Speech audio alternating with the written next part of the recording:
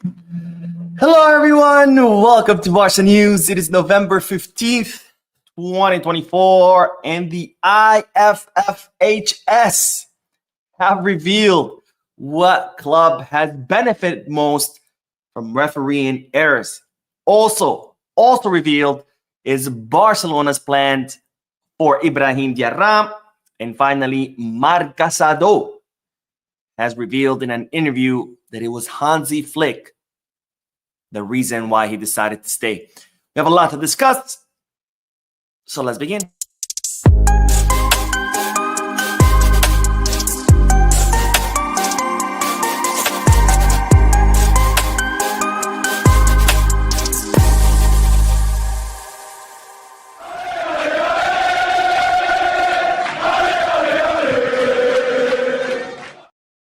Hello, everyone. Welcome to the channel. My name is Mo. This is the Barca News live podcast where we do or share Barcelona news, but where I also get to interact with you lovely people in the chat section by reading your comments, answering your questions, and getting that discussion going.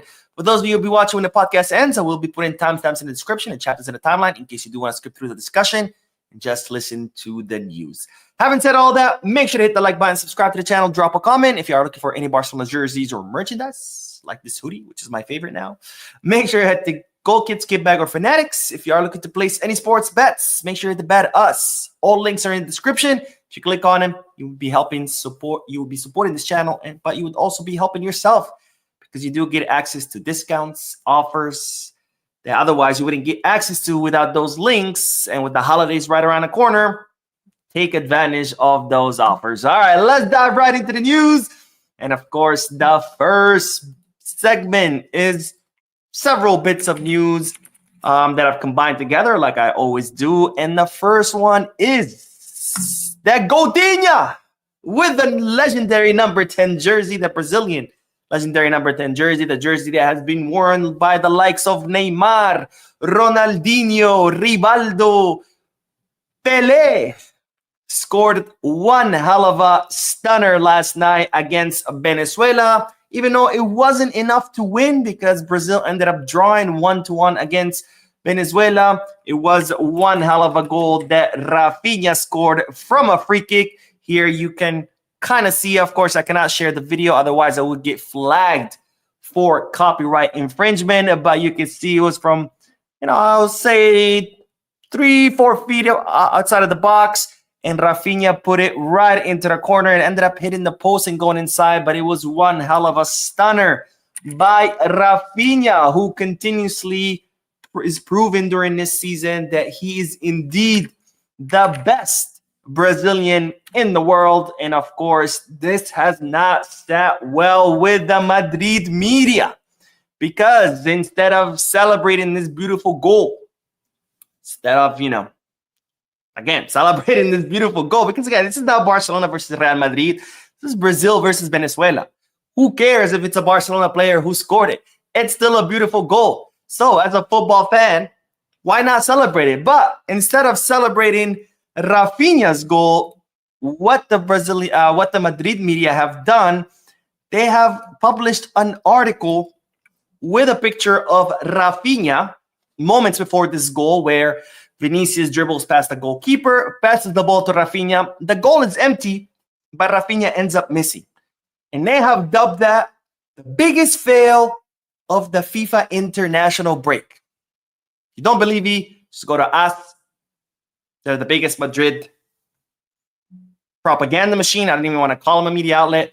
But they're saying that Raphinha's miss is the biggest fail of the FIFA international break, which is pretty hilarious because moments after Raphinha's goal, Vinicius Jr. had the chance to win the match. He got a penalty kick, and what did he do? He absolutely missed it. And it wasn't by very close. He kicked it right at the goalkeeper. Huge fail because not only did he miss a penalty kick horrendously, but he also missed the chance of giving Brazil the lead because at the moment, Brazil was drawn 1-1. But yet, Madrid media wants you to think that the biggest fail was Raphinha missing his goal, even though he later made up for it and scored a banger from the free kick. No. The biggest fail is Raphinha, not Vinicius, who missed the penalty kick and did not make up for it by scoring his own goal like Raphinha did, but instead did what he always do, dive, pretend that they chopped his leg off every time they sneezed on him, as usual, which, of course, the best revenge is winning, and Raphinha right now is proven time and time again this season that he is the best Brazilian in all of Europe. Now, speaking of the FIFA international break, as we know, Luis de la Fuente had called up Pau Cubarsí to the Spanish national team, and of course, this did not cause this caused a lot of upset amongst Barcelona fans because Cubarsí was not supposed to go, given the big cut on his face, 10 stitches on his jaw. But Pau Torres ended up getting injured, and then they ended up calling Pau Cubarsí. And this, of course, also made the club angry because Cubarsí was actually unwell. He was suffering from fever. He had been vomiting. He hadn't been training because he was very sick. But, of course, Luis de la Fuente is always not caring about any of that and is still called up Pau Cubarsí. But thankfully today, Spain faced off against Denmark, where they won 1-2. And Pau Cubarsí was excluded completely from the squad. So good news on that front. Yes, Cubarsí still with the team, but nonetheless, he did not play the match today. And in fact, only Dani Olmo ended up starting. It was Pedri and Marc Casado were on the bench, and then Marc Casado ended up coming out at the 70th minute, so he only played 20 minutes. Pedri came on the 80th minute, so that means he only played 10 minutes. So definitely good news on that front. It's good to see that at least, Casado and Pedri, who have been playing a lot, did not play a full match today against Denmark, especially since really it was just a useless competition. What the hell is the UEFA Nations League? So it's good to see that both Pedri and Casado only played a few minutes, that Pau Cubarsí was not included at all. And Dani Olmo did start, but he only played 70 minutes. He was eventually subbed off. So at least some positive news on that front. And of course, Lamine Yamal did not travel because of his injury. So it's good to see that our players are being rotated and not exhausted for the sake of these useless and insignificant matches. Now, more news, because as you know, Barcelona's 125th anniversary is coming up. And as a result, Barcelona have decided to have special celebrations in each match of each Barcelona team. For the men's team there, the celebration will be in the match against Las Palmas. And then, the women's team will have their own celebration at their match. The basketball team, the hockey team, the indoor football team, and the handball team. Each team are going to have their own special 125th anniversary celebration during their respective matches. So if you're in the city of Barcelona and can you attend any of those matches, make sure you do, because again, special celebrations currently planned by the club to celebrate the 125th anniversary of FC Barcelona, the greatest club in the world. All right, let's do the chat section, and then we will talk about the IFFHS and how they have proved what we've all known for a very, very long time. And it's that the club that gets favored most by refereeing errors is Real Madrid, the ones who always claim that they are the victims of refereeing errors, which is pretty ironical. Now, Lanray says, what's up, Mo? I just wanted to thank you for doing what you do. I'm hoping you'd be bigger than Fabrizio someday. Thank you, my friend. I don't know if I'll ever be bigger or even as big or even close to be big as Fabrizio Romano, but I appreciate your support and I appreciate your good wishes. And Wisdom says, hey, Mo, good morning. Did you hear that Flick had already punished Koundé 3 times already, as we used to say in the military? Early is on time is late, and late is unacceptable. I did see that article. I don't know how true it is. I don't want to speculate whether it's true or not, but if it is, I think that's an internal matter.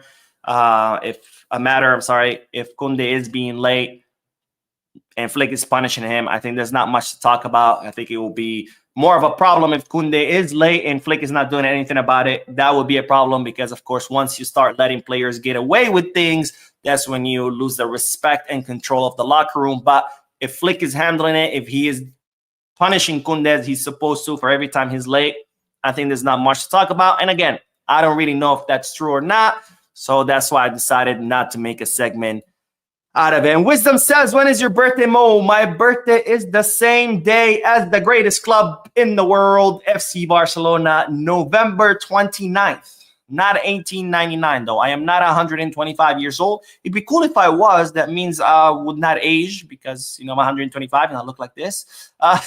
So that means I would be a vampire. Or maybe I am. After all, you guys have only seen me during nighttime. Who knows? But yeah, November 29th, that's my birthday. And Ahmed says, what's your thoughts on the own sanctions? How is it possible? I actually have not read about it. Well, I saw the headline, but I haven't read exactly what happened because it's the league on. I don't really care about a farmers league. So I'm aware of it, but since I'm not really have in-depth analysis or in-depth knowledge, I'd rather not talk about something that I don't know much about. I'd rather just focus on Barcelona. And Fitzroy says, 23 watching and 5 likes is unacceptable, guys. Hit the like button. Thank you, my friend. Thank you, Fitzroy. Always reminding people of hitting the like button. Yes, please hit that like button. The like button is the best way you can support this channel. When you hit the like button, it prompts the YouTube algorithm to recommend the video and to recommend the channel to people who have never seen it. So it's the best way you can support. It takes a second and it's free. You don't have to pay for this. You are advertising the channel for free with the least amount of effort that you can make because it's just a click button of a mouse. All right, Marcus says, I'm here following live from Fargo, North. Oh, you forgot the Dakota, but it's okay. I'll finish it for you. From Fargo, North Dakota, the best place to be at this time of the year. I'm going to have to disagree with you.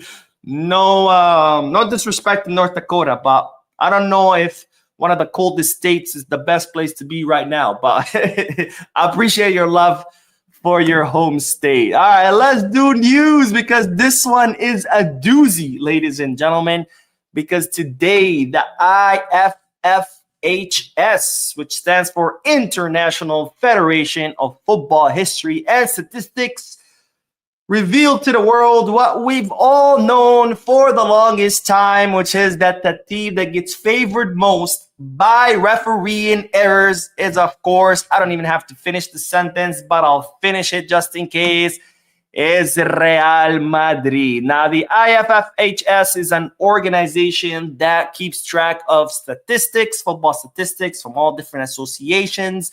And while they went back and examined every Champions League since 1955 until now, they looked at clear refereeing errors that without those errors, otherwise the team that benefited from them would have gotten knocked out. And they came out with the following conclusion, and I'll make this bigger because it deserves to be bigger. But this is what the IFFHS have reported or have released in its, if the VAR had existed since 1955, guess who would have less Champions League? Yes, you guessed it right.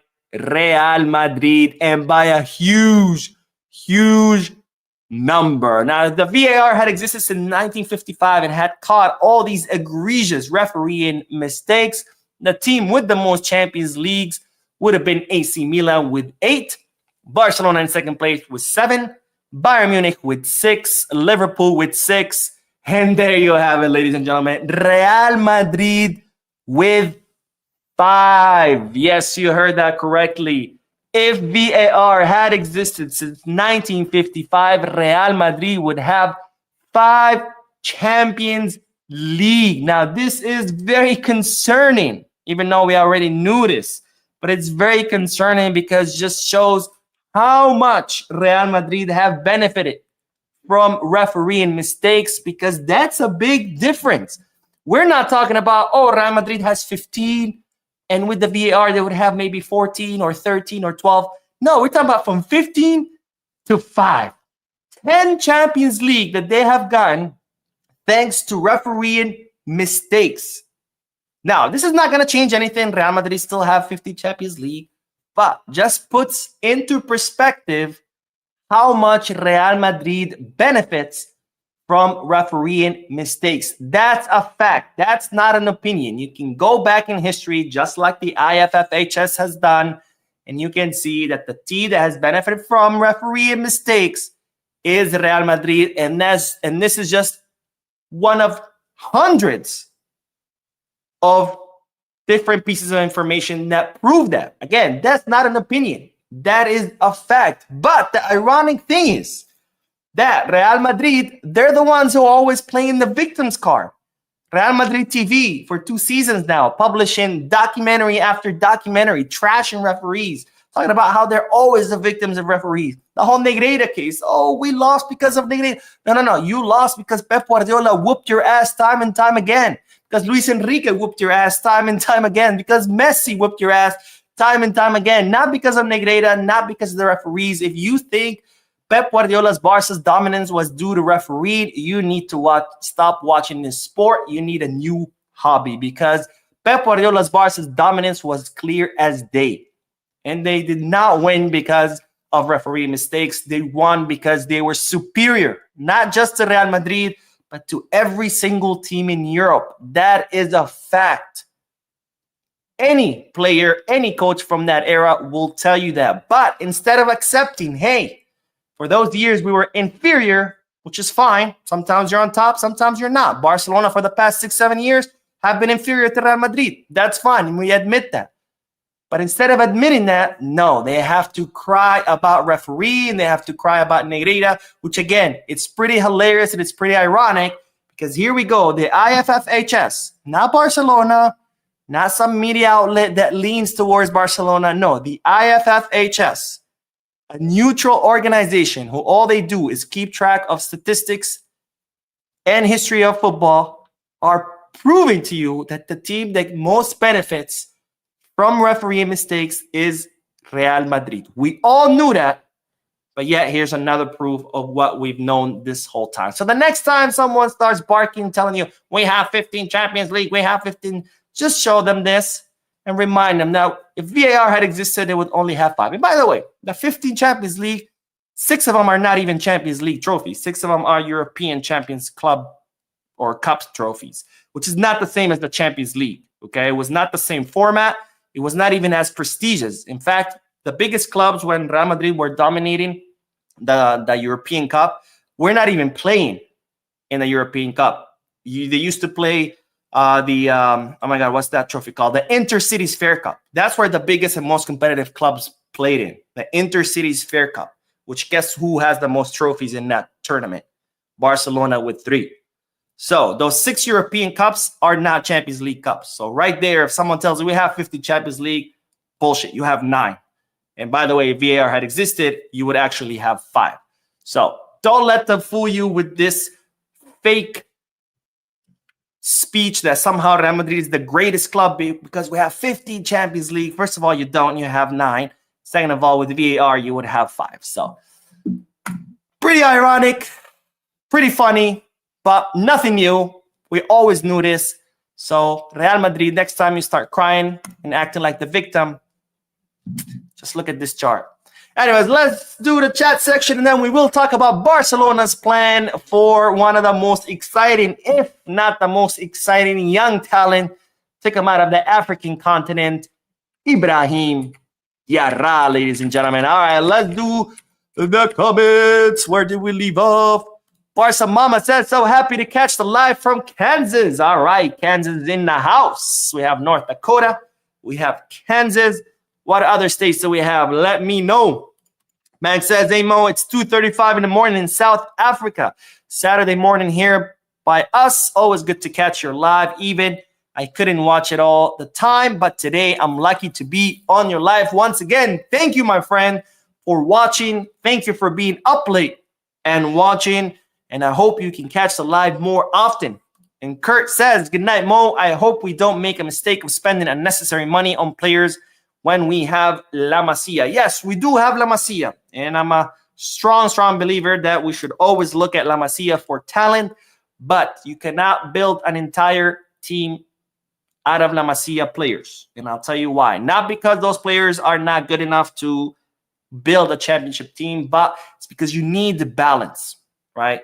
For a team to be able to compete in all competitions, Champions League, La Liga, Copa del Rey, etc., you need balance. You need balance between young players who have all the energy in the world, all the hunger in the world, and old players who might not have the same energy, but they have the experience and the wisdom, and then also players in their prime who have a little bit of both, right? They're still young enough where they have the energy like a young kid, but they also have more experience than a young kid because they've been playing for a while. Maybe not as much experience as a veteran, but they have more experience. So in order to build a championship winning team, you need balance.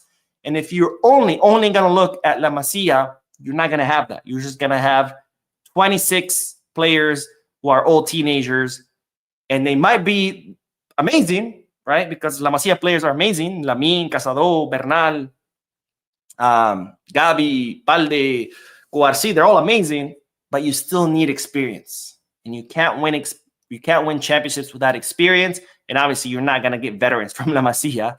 You got to get veterans from somewhere else. So, yes, we should look at La Masia, but we should also look at signing. Again, 2-3 players. You don't have to go crazy like Bartomeu, who wanted to sign for every single position. But you still need to sign players with experience. FCB Kai says, I heard something about Haaland calling Barca broke. If that was true, would you still want him at Barca? I haven't heard any of that. But, I mean, if he did, I don't know. I don't know if it affects. I mean, he's not lying. We're not in the best financial condition. But that's not why I wouldn't want him. I wouldn't want him because he's too expensive. Even if Barcelona were in good financially, I think we should move on from this whole spending 100 plus on players. We've gone down that road. We've signed the likes of Dembele, Coutinho, Griezmann. Not only did it not work out, but it took us to the verge of bankruptcy. And I think we should move away from that model where we spend hundreds of millions on big stars. We should instead focus on, promoting players from Masia, signing players who are young and promising, who you only spend 1-2 million. If they don't work out, who cares? You're only out 1-2 million, plus you can sell them for profit, even if they don't work out. And yes, make big spendings on 2-3 players here and there, but not 150, 120, 60, 70 maybe. But I'm definitely against the model of spending 100 plus on just one player, because if he doesn't work out for you, you are in the hole, my friend, in the hole big time. And remember, that affects your financial fair play. It's not just your account just lost 100 and something million, but that affects your financial fair play calculations. Kurt Alexander says, we spend on Frankie and Roland. Who's Roland? Roland Araujo?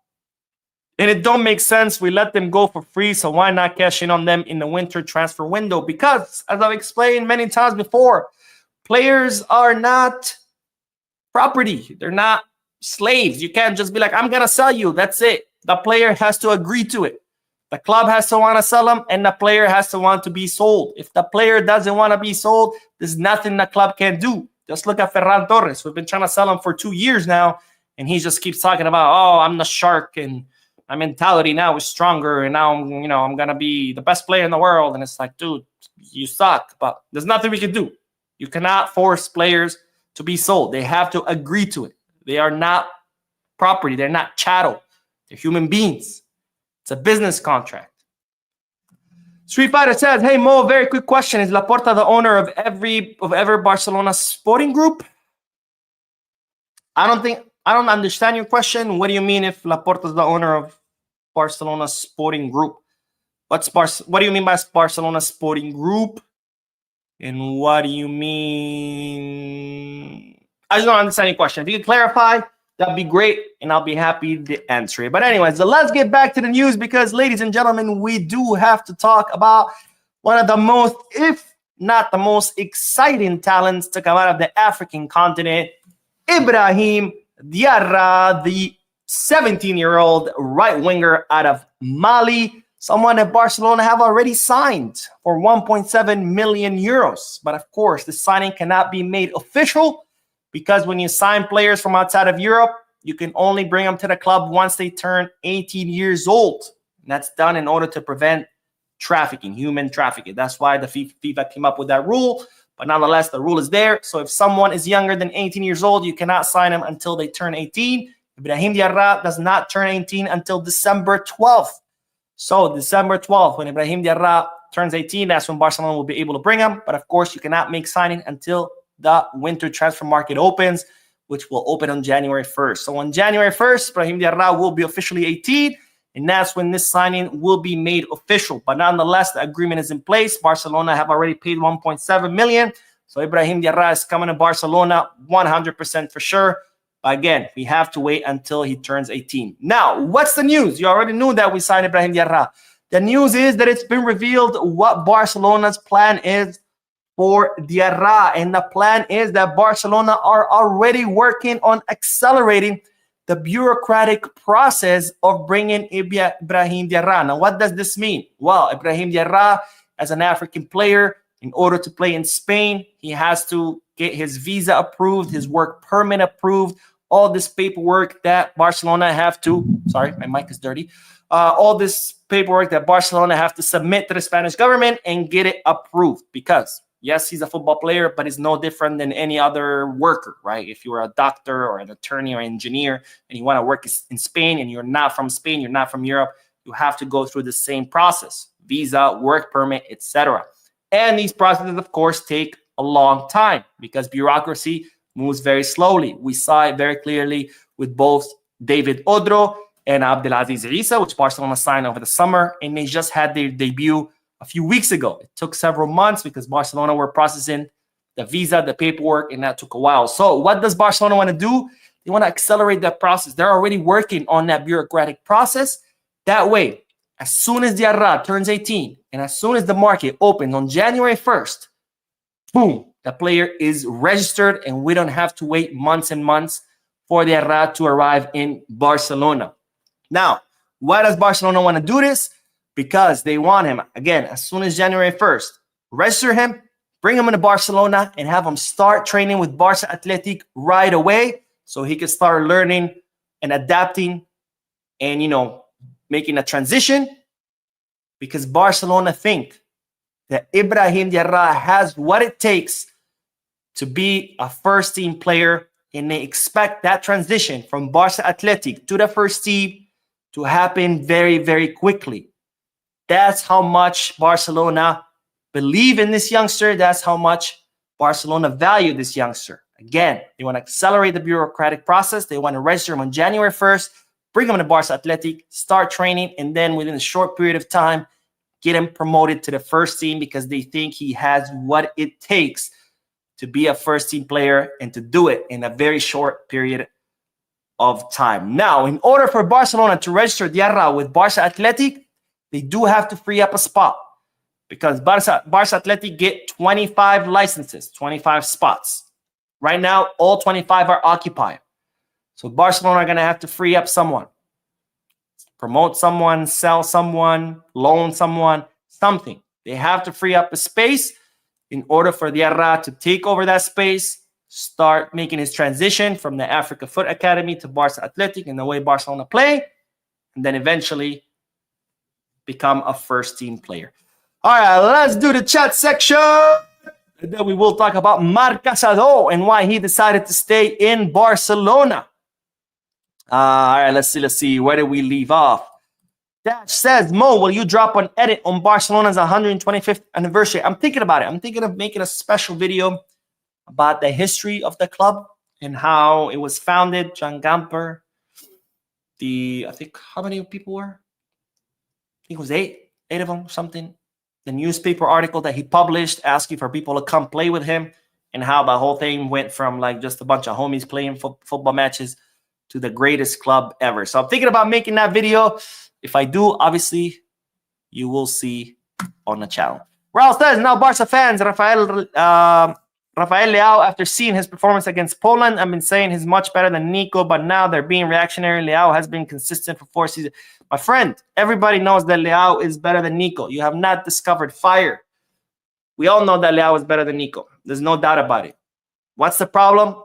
Leao is inconsistent. He's on and off. Also, Leao is going to cost us twice as much as Nico Williams. They're saying maybe he could be sold for 75, 80 million. That's still a lot more than the 58 that would cost us, that Nico would cost us, not to mention salary. Leao is not coming to make peanuts. Leao is a big star. He has the ego of a big star. He's not coming to Barcelona to earn 6, 7 million. He's going to want, probably 10, 50 million net. which would mean 20, 30 million for Barcelona gross. So we all know Leao is better than Nico. Nobody's denying that. But does that mean we should go for him? Again, I'm not saying we should go for Nico, but there are things to consider here. It's not as easy as just like, oh, Leao was the best, sign him. It's not always the best. The best player is not always the best option, right? Ask Los Galacticos. Ask Real Madrid right now. Ask PSG for the last 10 years. There's more. It's more complicated than that. KF says, sometimes I get the feeling that Real Madrid is like Israel, playing victims and etc., always protected by very influential people. Don't forget Franco's time also. Great work, Bo. That's a good analogy. But yeah, don't forget about the Franco regime too. Real Madrid benefited from that a lot during the Franco regime. But Real Madrid, they always want to play the victim. Oh, we're the ones who get the short end of the stick. How? Please explain to me how. Nathan says, Mo, Mike Tyson, or Jake Paul? My dogs, honestly, because I think that fight is an absolute embarrassment to the whole sport of boxing. It's a total circus. The whole thing is just acting, and you're talking about a YouTuber fighting a legend who is in his 50s. Like, it's just a show. It's a mockery of the sport. And honestly, I don't give two shits. Kano says, is there any truth to the Adeyemi for Ferran rumors? I've only heard about it once. No truth to that.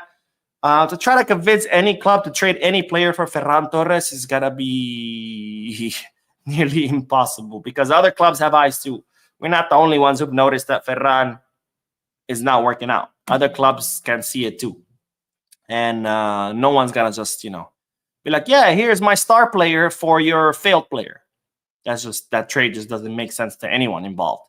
Even Ferran will probably be like, are you guys sure? like, go on.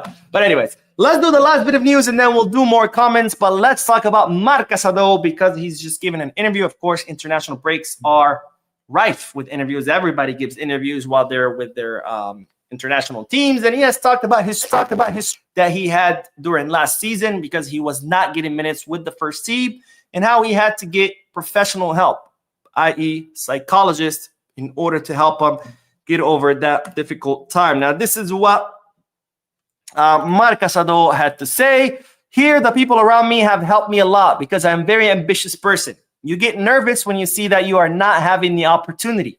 My people helped me a lot to try to calm down, to look to professionals to work on this, and I think I have done very well.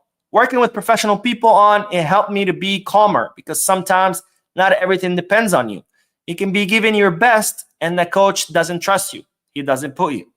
Then I went down with a subsidiary, and Marquez's confidence was tremendous. The important thing was to transfer the level he was showing in a subsidiary to the first team. So Marc Casado, of course, expressing how he got at some point really, really frustrated because, he felt like he was giving his all, training as hard as possible, playing as good as possible. But despite that, Xavi was not giving him any minutes, which, of course, naturally, it made him doubt himself. It made him doubt what he had to offer. But thankfully, to the people close to him, his family, his entourage, psychologist, and Rafa Marquez's confidence is what, calmed him down and made him think, hey, you are giving your all, but sometimes that's just not enough. Sometimes you can do everything right, and sometimes the coach is still not giving you an opportunity.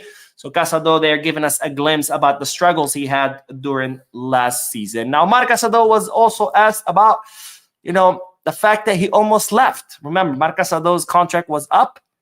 He was having a lot of doubts about renewing. He knew Valencia and Malaga were heavily, heavily interested in him. And he had considered, and he came very close to leaving Barcelona. And they asked him, what was the reason why he decided to stay and renew his contract? And this is what the Barcelona midfielder had to say. I renewed because they told me that Flick wanted me in the squad. He wanted to see me. But it is true that the previous idea was also to renew because I have always wanted to be linked to Barca. The idea was to go on loan, but they talked to Flick and said he wanted to see me in preseason, and that in theory he was counting on me. So there you have it, folks. Marc Casado revealing he was very close to leaving, even though he wanted to play Barca. But Flick was like, hey, I want you. I want to see you. I count on you. And therefore, he decided to stay and renew his contract with the club. And thank God that happened, because can you imagine if Casado had left, which he came very close to, we would be kicking ourselves right now. And this is also important because it highlights a point that even though you're entitled to your opinion, you're not entitled to change facts. And I say this because a lot of people have been telling me, Mo, Flick didn't give an opportunity to Casado. It was Xabi. In fact, it was Xabi who convinced him to stay. And I said, no, it wasn't. It was Xabi why Casado wanted to leave. And it's thanks to Flick that Casado decided to stay. If Flick hadn't arrived in Barcelona, Casado would have left. And if he would have left, again, we would be kicking ourselves right now for the fact that we let go of such an important player in such a pearl that we had there all this time. So you're entitled to your own opinion, but facts are not opinion, and you don't get to twist facts just so you can fit it into your misguided opinion. And that's very, very important. Some things are facts and they're not debatable. The earth is round. That's not debatable. You can think, oh, well, no, it's actually flat. I'm entitled to my opinion. No, you're not, because that's a fact. Same thing here. Casado stayed because of Flick, not because of Xabi. You're entitled to your own opinion, but not to your own facts. All right, let's do the chat section and see what everybody's thinking. Yummy Dada says Nashville, Tennessee in the house. All right, we got North Dakota. We got Kansas. We got Tennessee. Let's see. DeMarcus says, Mo, between Kvara and Leao, who would you prefer for Barca's wing? Woo. That's a tough one. That's a tough one. But I think I would have to lean with Leao. Leao just has that strength and physicality that feel Kvara's Kvaratskhelia is just a little bit lacking. Not to say that Kvaratskhelia is weak or anything like that, but Leao is stronger. And it's pretty amazing because Leao is pretty big. And usually the bigger you are, the slower you are. But Leao is big, strong, and he also has speed, which is pretty amazing to see. It's kind of like Adama Traoré, right? Adama Traoré is huge. He's a bull. He's like so buff. But he was also fast, which is usually, they don't go hand in hand, the two of them, right? They go in opposite direction. The bigger you are, the slower you are. The smaller you are, the faster you are. But not Traoré, not Leao. Now, of course, Traoré is just not on a different level. Just his touch wasn't as good. His control wasn't as good. But Leao, it's kind of like more the full package. Let's see. Deshrat, my friend, I already answered your question. Please stop spamming. I don't like blocking people, but if you keep spamming, I will have to block you from commenting. Jesus. How many times did he put that comment there? Street Fighter says, is Laporta the president of ever? Oh, yeah. Wait, I already saw that. All right, let's see what else. Jay Ramos says, with Sama Nomoko, Ibrahim Diarra, and Lamine Yamal, aren't they all right wingers? How would that work? There's a really cool thing called rotations. It's when you have a player who starts, another one on the bench, and then, they interchange. David says, to give that not 10 shirt to a player, it has to be proven what a big mistake by the club. I'm guessing you're talking about giving a 10 to Fati. I do agree, and I think we kind of got caught up in that. The reason why we gave the 10 to Fati, I think, because we were in desperate need to have that star, right? That big, shiny player who has a lot of marketing appeal. We had just lost Messi, our biggest star, our star for the past 15 years.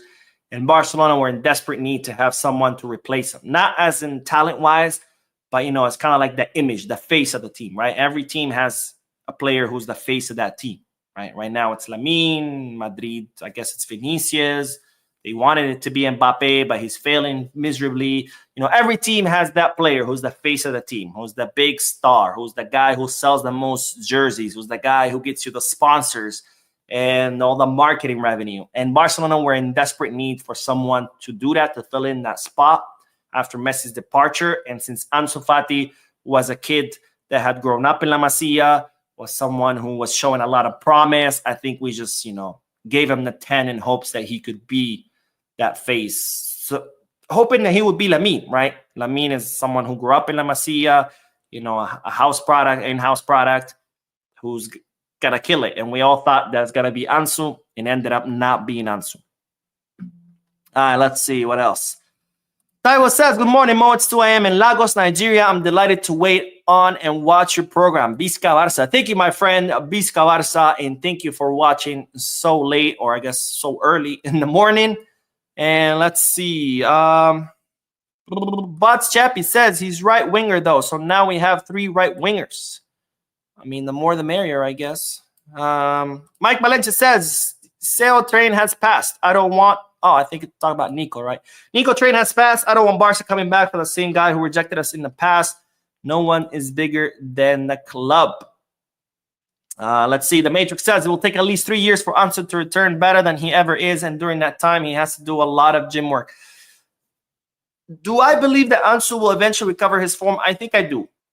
Because we forget Ansu Fati. I think we've been talking about Ansu Fati for so long that we forget that he's very young. He's only 21 years old. His body is still developing, because up until we reach our prime, which is 25, 26, our bodies are still developing. Our muscles are getting stronger. Our tendons are getting stronger. Our bones are still developing.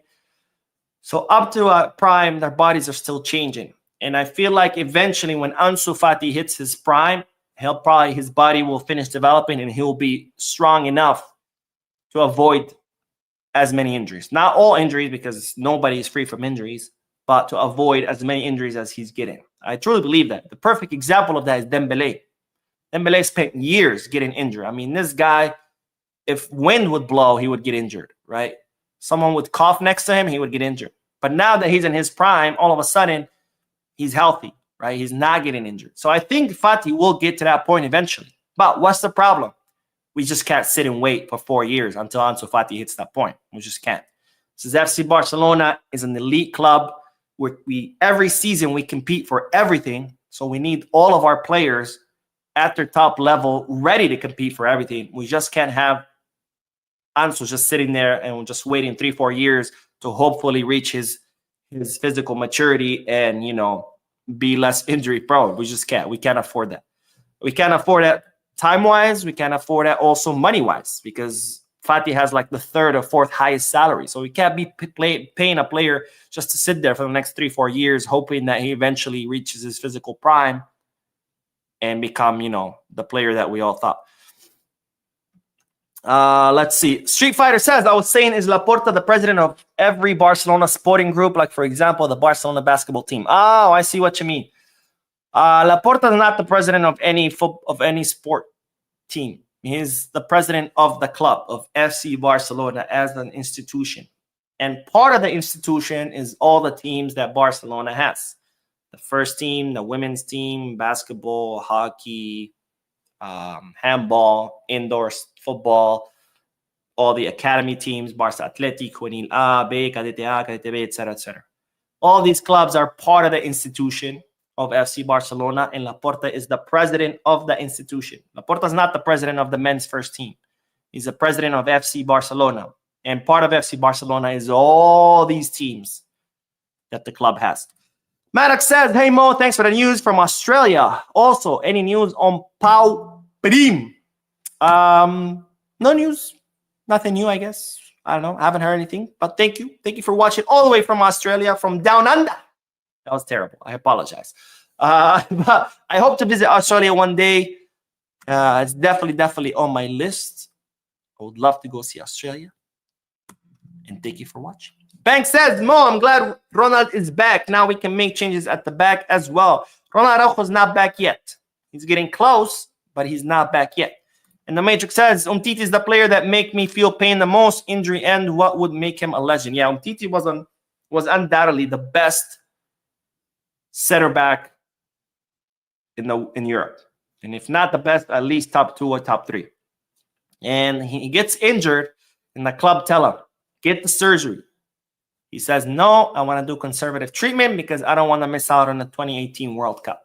He goes to the World Cup, wins the World Cup, but then completely wrecks his career because he didn't get that injury.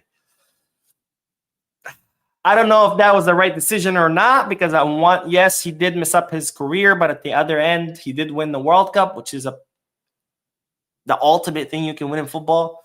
But then again, yes, you won the World Cup, but then you ruined the rest of your career. So I don't know if he made the right decision or not, but it definitely sucks that he ended up wrecking his career, because he was on his path to becoming one of the best center backs in the world.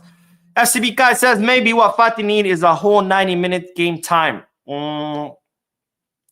No, because if he's getting injured in trainings, imagine you just throw him in there and have him play 90 minutes. So no, I don't think that's what he needs. Anyways, that is all, ladies and gentlemen. Thank you so much for tuning in. Thank you for your comments, your likes, your subscriptions. If you haven't done so yet, make sure you like the video. Make sure you subscribe to the channel. I will see you in the next video. And as always, peace, guys.